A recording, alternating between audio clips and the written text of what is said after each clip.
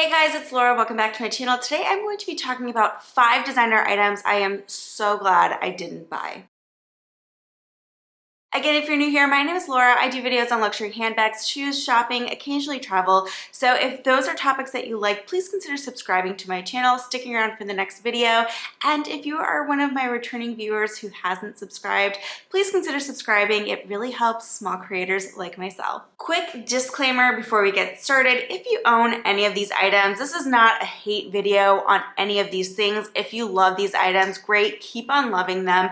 They're just things that didn't really work for me for various reasons. I'm going to start off with the most controversial item on this list, and if you can guess, it is an item from Balenciaga.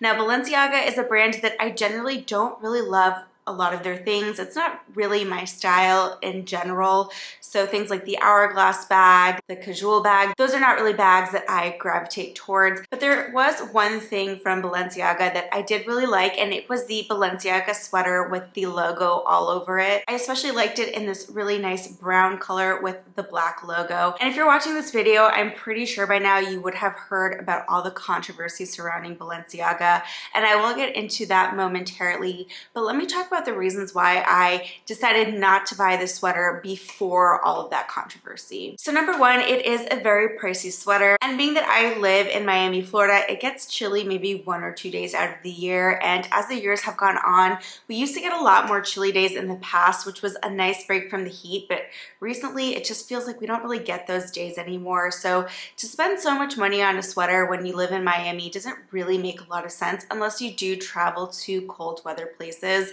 And ready to wear is expensive as it is, so I tend to want to make sure that if I'm going to spend all that money on an item that's ready to wear, that it will be a classic item. For example, if I wanted to get a coat, I might gravitate towards a Burberry trench coat because those stay in style for decades. I know people who have had their trench coats for decades and they still wear them anytime they go somewhere cool, and because we don't wear them as much, they do have a longer shelf life for us. So something like that, where it is a very classic piece, is what I would prefer to purchase if I were to go for a ready-to-wear item. The other reason that I had reservations about buying the Balenciaga sweater was just the logo. I had like a love-hate relationship with the logo. I liked how it looked, but then I also kind of felt like a walking billboard, and I didn't really like that aspect.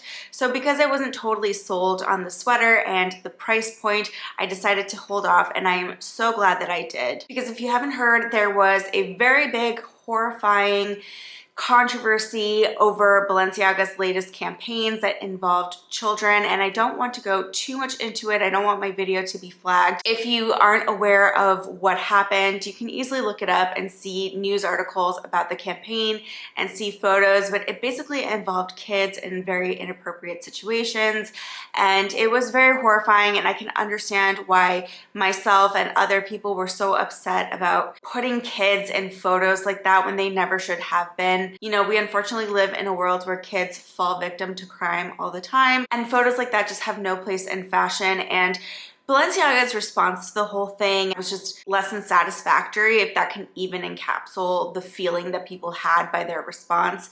So again, if you don't know what happened, look up the campaign, look up the news articles. It's very upsetting, very horrifying. So just the fact that that happened makes me happy that I don't own anything from Balenciaga. Moving on to a more lighthearted thing that I'm glad that I didn't buy, and it was actually something that I really, really liked. I loved it when I saw it in person. I was so tempted to buy it, and it was this pearl Chanel Deauville bag. This by far to me is the most beautiful Deauville bag that I have seen come out from Chanel. I loved it so much, but being that it was in this cream canvas, I had really big reservations on spending all that money. First of all, it's a lot of money to spend on a canvas bag. So the fact that I knew that this bag would get dirty very easily and very quickly was a major reason why I didn't buy it. Also, you have those pearls sewn on the front. Chanel is kind of notorious for losing pearls that are sewn onto things or part of their costume jewelry. Like if you've ever owned any of the Chanel earrings, you know that the diamantes and the pearls in them fall out constantly. You can send them away to repair, but chances are they're just going to fall out again. So that was another thing that held me back from buying this Deauville. I still think about it. It's so pretty. And I know that you can spray it and things like that, but just spending so much money on an item that I knew was going to get a lot of wear and tear very easily was not something that I wanted to do. I see these for sale on Fashion File, and they do sell for a lot more than they were retailing for at the time they came out. So that is one kind of thing that I do think about. If I had bought it, I probably could have sold it for a profit. But again, I'm not really into selling bags. For me, it's kind of a headache and a stressor. I get worried about being scammed and things like that. So, you know, again, I'm happy I didn't buy this, but I absolutely loved this Deauville. Another bag from Chanel that I'm really glad I did not buy is the Beige Claire Classic Flap in the caviar leather. I was offered one in a size small with silver hardware. Now, this is a bag that I do own in the lambskin, and I originally did want it in the caviar leather, but I wanted it with the gold hardware. And when I was offered the one with the silver hardware, for some reason, that Beige Claire just looked so orange. I don't know if it was that particular batch or the contrast with the silver hardware. I don't know what it was, but it was a bag that I really wanted for a long time. And when I saw that orangey Beige Claire, I honestly felt my heart drop because I had been looking for this bag for so long. And I did have the thought of, should I just make the concession? Maybe it's just the lighting in the boutique, because I feel like the lighting in the boutique makes bags look very different as opposed to when they're out in natural light or in the light of your home. So I really did consider it, but at the end of the day, it wasn't what I wanted. It was way too much money to spend on something that wasn't perfect for me. And so I decided to let that one go and wait it out and see if I would get the opportunity for another Beige Claire. Being that it is a classic color in the collection, I know they do pop up from time to time, even though they get snapped up pretty quickly. So I decided to wait it out, and I'm so glad that I did, because I ended up getting offered the lambskin Beige Claire with the gold hardware, and it is one of my favorite bags. It's so beautiful.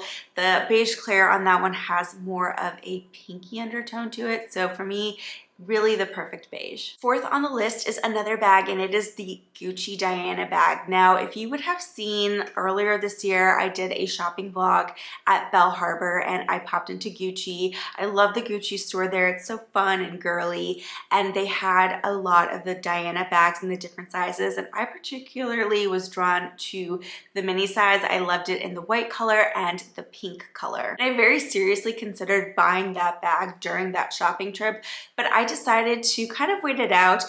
Gucci is a little bit different than, say, Chanel or Hermes, in the sense that if you do see a bag in Chanel or Hermes and you're offered something, the likelihood that if you leave and come back a day or two later is very high that it won't be there. That's not really the case for Gucci. I mean, unless something is very popular or sold out or on pre-order, you can usually kind of leave the bag, think about it, and come back if it is something that you want to buy. I decided to do that with the Diana. I knew it wasn't at risk for selling out, and so I decided to kind of leave, give it some time, give it some thought, and I did think about it for a long time. I was tempted to order it online several times. It is a gorgeous bag. I love the history behind the bag as well, and the fact that they brought it back as a reissue. But as time went on, I found that I was thinking about the bag less and less until I wasn't really thinking about the bag at all. So I just kind of took that as a hint that maybe I wasn't meant to buy that bag. I don't want to buy things and never use them, and I have done that in the past, and I just wind up selling the item, and sometimes you end up losing money, so I didn't really want to put myself in that position. So for that reason, I'm glad I didn't buy the Gucci Diana bag. Would that ever change? Maybe, I don't know. I still think it's a very beautiful bag. And finally on the list, it's going to be the Chanel Dad sandals. Now, these are sandals that I never liked. I always thought they were really ugly, and I'm sorry if you love them. My sister loves them, my cousin loves them. I know so many people that love the Dad sandal. I hate them. I think they're so ugly. I'm sorry. But you know, whatever. We all have different tastes. There could be things that I love that you think are so ugly as well. So it's not bashing anybody who bought the dad sandals. If you bought them, you were very fashion forward because they were a huge trend. It's just not one that I ever really became a fan of myself. And to add to that, they were really expensive for sandals, and I knew they were a trendy item, so I just didn't want to spend so much money on a trend item. I did have the opportunity to buy them, and again, I kind of toyed with buying them and selling them for a profit, but I don't really like doing that. I want somebody to be able to buy them in the boutique as I would want to buy them. And so for that reason, I declined them. But yeah, these sandals were selling for far above retail at the height of their popularity. They were very difficult to get your hands on, and one that I'm just glad that I passed on because I feel like that trend has died down a bit. I'm sure a lot of people are still wearing their dad sandals. If they're in a warm climate, maybe they'll come back this summer, I don't know. But I definitely noticed the fervor over them has died down. All right guys, well that is it for today's video. Let me know in the comments below if there are any designer items you are really glad that you didn't buy now that hindsight is 2020. I will leave 2 videos on the screen for you to watch in case you're not done with my channel, and I will see you in the next one. Bye guys.